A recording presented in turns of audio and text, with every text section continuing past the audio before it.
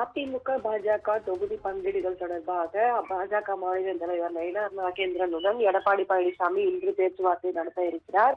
2026 சட்டமன்ற தேர்தலில் திமுகவை வீழ்த்துவதற்காக அதிமுக, பாஜக கூட்டணி பல்வேறு வியூகங்களை வகுத்து வருகிறது. தொடர்ந்து இதுக்கான நடவடிக்கைகளையும் பாஜக மற்றும் அதிமுக தலைமையானது மேற்கொண்டு வருகிறது. தமிழ்நாட்டில் விரைவில் சட்டமன்ற தேர்தல் நடைபெற உள்ள நிலையில் இந்த கூட்டணி பேச்சுவார்த்தையானது ஒரு முக்கியத்துவம் வாய்ந்த ஒன்றாகவே பார்க்கப்படுகிறது. குறிப்பாக மத்திய உள்துறை அமைச்சர் அமித்ஷா கடந்த ஒரு சில வாரங்களுக்கு முன்பாக தமிழகம் வந்திருந்தார். அப்பொழுது எடப்பாடி பழனிசாமியை சந்திக்கவில்லை. அப்பொழுது அவர் வேறொரு கூட்டத்தில் பங்கேற்றதன் காரணமாக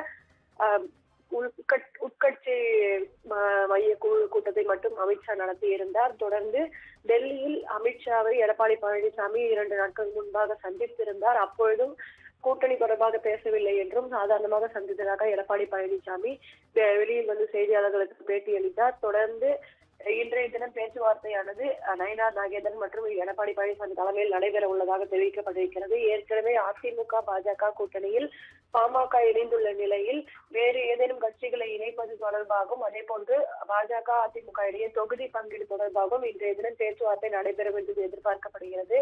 சென்னை பசுமை வழிச்சாலையில் உள்ள எடப்பாடி பழனிசாமி இல்லத்தில் இந்த பேச்சுவார்த்தையானது நடைபெறும் என்று தகவல் வெளியாகி இருக்கிறது.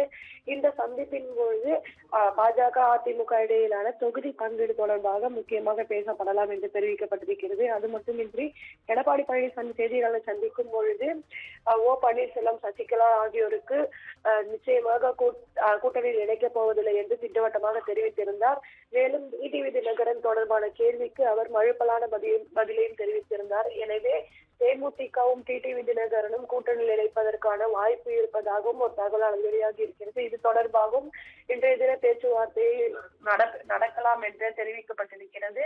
எனவே 2026 சட்டமன்ற தேர்தலுக்கு ஓரிரு மாதங்களே உள்ள நிலையில் இந்த கூட்டணி பேச்சுவார்த்தையானது ஒரு முக்கியத்துவம் வாய்ந்த ஒன்றாக பார்க்கப்படுகிறது. குறிப்பாக அதிமுக கூட்டணியில் பாஜகவுக்கு எத்தனை இடங்கள் ஒதுக்கப்படுகிறது என்பது தொடர்பான ஒரு முக்கிய முடிவுகள் இன்றைய தினம் எடுக்கப்படலாம் என்று எதிர்பார்க்கப்படுகிறது.